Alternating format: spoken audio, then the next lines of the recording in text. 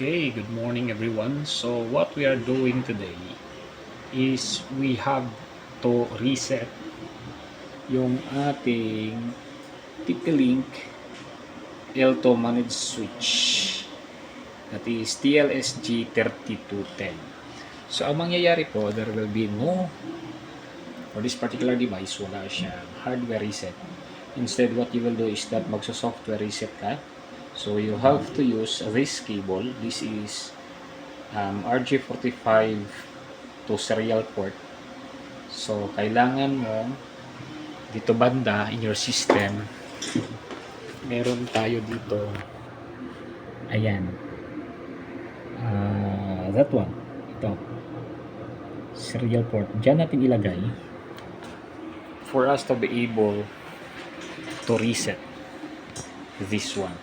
So sa pag-reset natin, nag-download tayo ng, of course pumunta tayo sa TP-Link.com, then naghanap tayo ng guide of how you will try to reset your managed switch. So we have downloaded Hyperterminal, and then of course ang mangyayari dyan if you will try to reset is that power off nyo, tapos power on ulit. Pag power mo ng on, dapat kailangan mo agad mag-press ng Control B para makapasok ka dito sa kanyang boot utility. And then from the boot utility, meron tayo dito mini commands na pwedeng gamitin.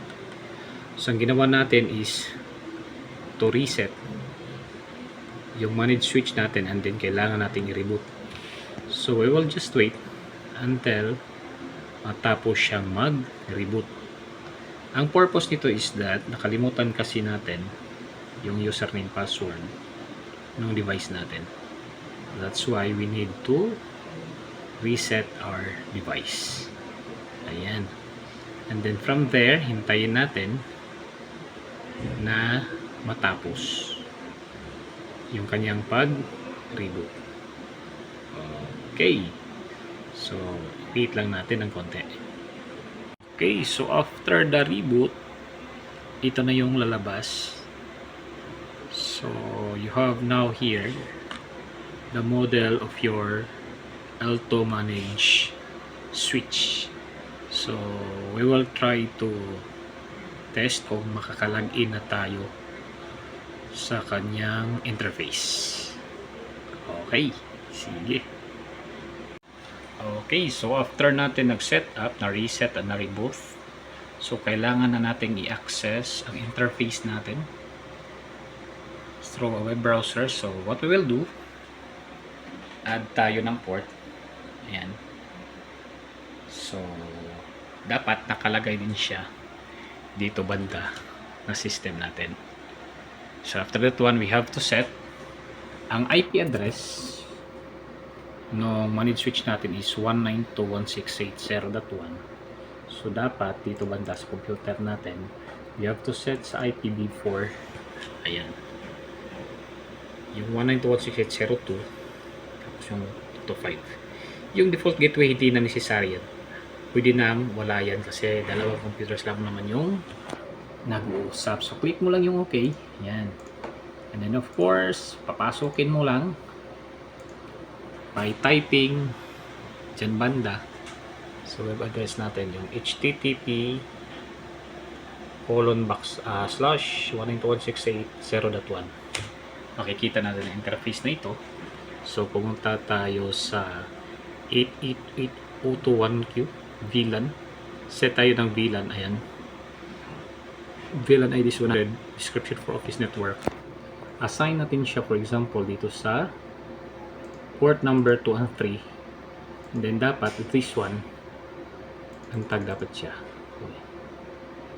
Paano natin siya? Select 2 select, hindi siya mantag. Ayan. So siguro hanapan na lang natin 2 and 3, and then apply. Oops, kaya pala kasi kailangan natin mag-login. Admin, ang default ito is admin. Ayan, that one. Login, tapos punta tayo ng VLAN, create, kailangan natin mag-create, then sign tayo ng 100 VLAN, then dito is office network, assign natin siya kay port number 2 and 3, hindi pa natin siya mantag, siguro mag port config tayo mamaya, then apply, yan meron na siya, so port config, ito yun, details, wala rin pala, wala rin dito, ayan, okay, and then of course create tayo ulit. So VLAN 600 naman, ito naman po yung sa lab network, so lab network, ayan, lab network, dati sana na assign sa 4.5, apply, ayan, so dalawa na sila. Okay, so next is i-apply na natin, we will test mamaya, ayan, okay, so hanggang dyan lang muna yung setup natin, then we will continue mamaya.